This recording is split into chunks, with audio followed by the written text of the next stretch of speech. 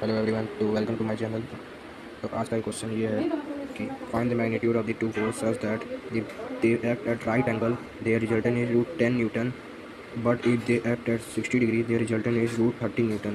तो ये क्वेश्चन हम लोग क्या कहना चाह रहा है कि जब हम दो फोर्स का मैग्नीट्यूड दिया हुआ है, जब रिजल्टेंट दिया हुआ है, जब वो राइट एंगल लग रहे हैं दो फोर्स, तो उसका रिजल्टेंट कितना आ रहा है? Root 10 newton. कितना आ रहा है? Root 10 Newton. राइट एंगल लग रहा है तब फोर्स सेम ही है। क्या ये बात ध्यान दीजिएगा, क्या फोर्स सेम है, समझें? तो अब देखते हैं। मान लीजिए ए है फोर्स और ये बी फोर्स है। कितने 90 डिग्री लग रहा है, इसका रिजल्टेंट कितना आ रहा है? रिजल्टेंट आ रहा है इसका रूट 10 न्यूटन। दिक्कत? तो चलिए हम लोग लगा के देखते हैं। ये रिजल्टेंट सबसे पहले फार्मूला में लिखते हैं, R equal to a square plus b square plus 2ab cos theta. ये रूट में रहता है, ठीक है। तो हम लोग को मालूम है कि कॉस थीटा जब हम लोग का 90 डिग्री रहता है, क्या होता है? इसका वैल्यू 0 होता है। मालूम है ना आप लोग को? चलिए आप लोगों को हम करके स्टेप बाय स्टेप दिखा देते हैं। 2ab कॉस 9, क्योंकि 90 डिग्री पे यहाँ पे देखिए, यहाँ पे गिवन है ये 90 डिग्री पे है, तो इसका वैल्यू क्या आ जाएगा? कॉस 90 का वैल्यू कितना होता है? 0 होता है ना। तो क्या आ जाएगा हम लोग का? ये रूट को भी यहाँ भेज दीजिएगा, ठीक है। इसको यहाँ ट्रांसफर कर दीजिए, तो स्क्वायर फॉर्म में हो गया। ए स्क्वायर प्लस बी स्क्वायर से इंटू हो जाएगा, 0 होता है। तो हम लोग इसमें कोई जरूरत नहीं आ रहा, समझ जाएंगे। फिर समझ आ रहा बच्चों? और राइट हम लोग क्या है, ये हम लोग क्या आ गया? ए स्क्वायर प्लस बी स्क्वायर, ये हम लोग कितना दिया हुआ है? ये कितना दिया हुआ है? ये हम लोग दिया हुआ है रूट 10 इसका होल स्क्वायर प्लस ए स्क्वायर प्लस बी स्क्वायर। तो रूट 10 इसमें दिया हुआ है, तो इसे कट जाएगा, तो 10 आएगा, 10 ए स्क्वायर प्लस बी स्क्वायर। अब हम लोग दूसरे ये किसकी बात हो गई? केस 1 की बात हो गई। अब केस 2 में हम लोग को देखिए क्या दी मैंने। केस 2 में हम लोग क्या बोल रहा है, देखिएगा। Their resultant is 10 newton, but if they act at 60 degree their resultant is root 30 newton. क्या?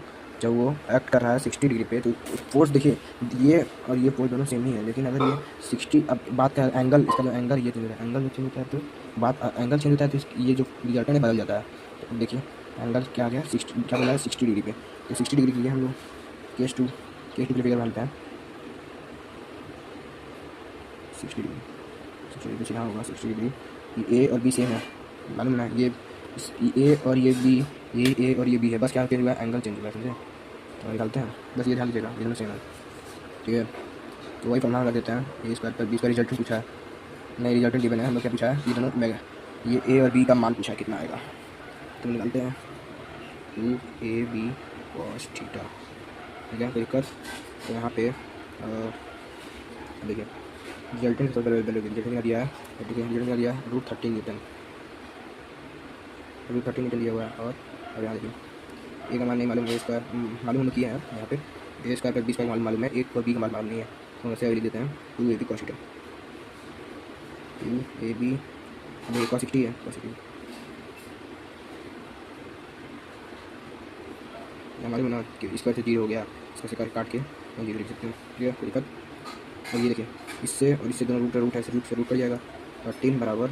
अब ए स्क्वायर प्लस बी स्क्वायर का मान कितना दिया हुआ है यहाँ पे? देखिए ए स्क्वायर प्लस बी स्क्वायर मान 10 दिया हुआ है, तो हम यहाँ 10 लिख देते हैं। 10 प्लस 2ab कॉस 60 के मान कितना होता है बताइए?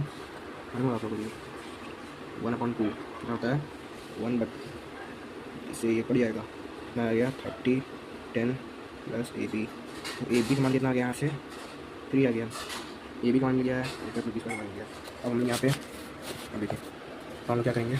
हम लोग आइडेंटिटी कुछ पढ़े, हम लोग वो आइडेंटिटी हम लगाना करेंगे।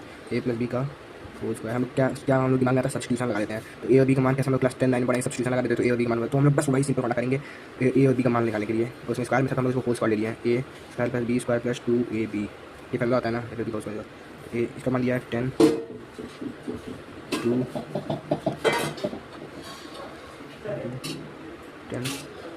10 प्लस 6 कितना आ जाएगा? 16 आ जाएगा, कितना गया? 16 आ गया।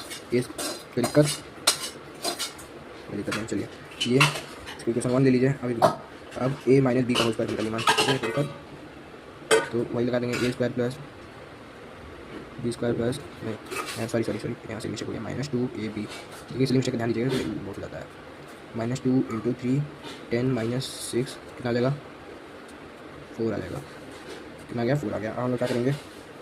हम लोग ए प्लस बी, अब देखिएगा यहाँ पे एक स्टेप रह गया है, सॉरी बच्चों। हम इसको रूट लगा सकते हैं, ये होल स्क्वायर जब यहाँ उतरेगा, ये होल स्क्वायर यहाँ पे तो यहाँ पे रूट में आ जाएगा।